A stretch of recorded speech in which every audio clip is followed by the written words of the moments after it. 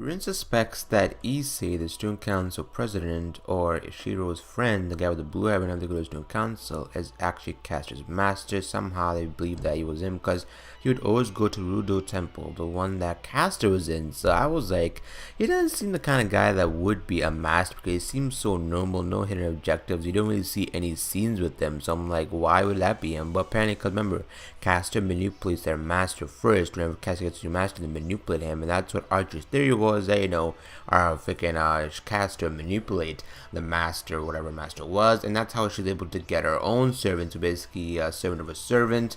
But that was really interesting as well, and also how freaking what's called Shinji, whatever, he tried to actually get out of the.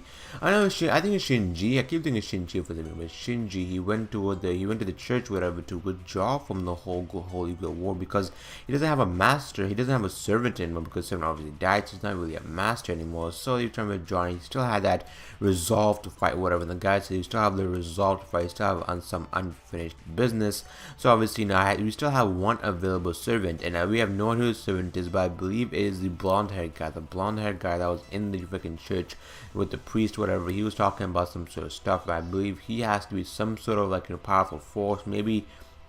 I have a feeling that maybe he's related to Saber in some way, maybe from a different time form, maybe a different form of Saber from a different timeline. Who knows? I feel that he's related to Saber because of the whole blonde hair.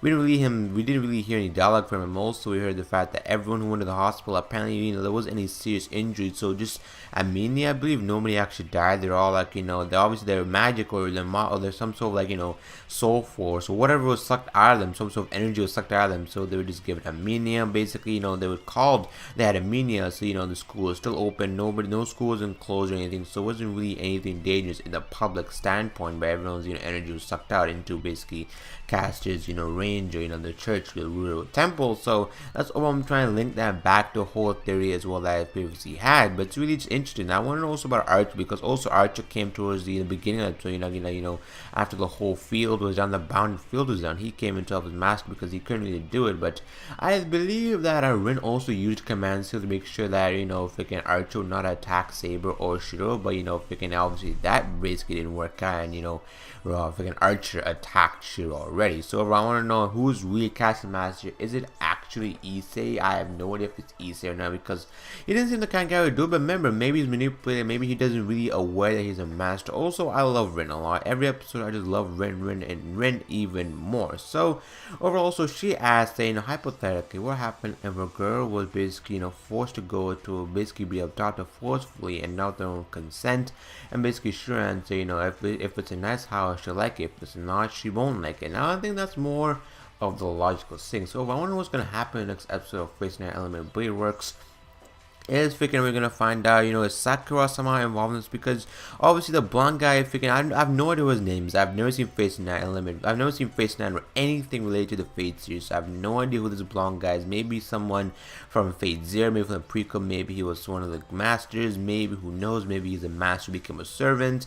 I have no idea. There are many different theories that you could think about if you have never seen the Fate series. But this show is really becoming more and more interesting. This wasn't more of a battle episode, but it was more of a hey, let's sit down and talk about the characters, what motivates them, obviously, what's the reason for being in this war, why do they want to do the things they are, obviously training. Obviously also freaking saw that Shiro basically before Kitsuragi-san died, or his father died, basically adopted father died or whatever, basically he stopped wielding the bamboo stick to train himself up. But obviously he was really good, he had the skills, but if he kept on training he could have been at least greatness, he could have been really potentially good, he could have defended himself when he needed to. But he's trying to get more drunk, so he knows the basics. That's why he's really that's why he's impressive. That's why I kind of like him, because whenever he's also learning his form from Archer. So I believe that him and Archer somehow relate. Maybe I feel like Archer is maybe Shiro of the past. Maybe I have a feeling that maybe Archer and Shiro are linked somehow. Maybe I'm getting closer, maybe I'm getting a little bit warmer and warmer. That also how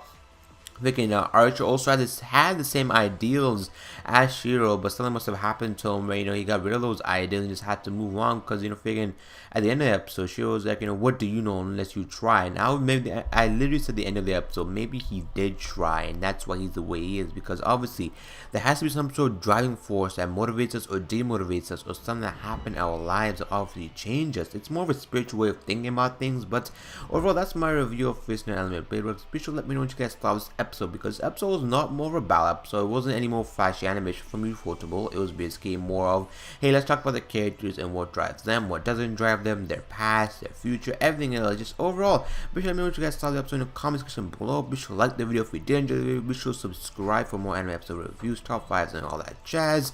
And if you do have a Twitter account, follow me on there. Facebook, Instagram, all will be linked in the description below. And this guys, farewell.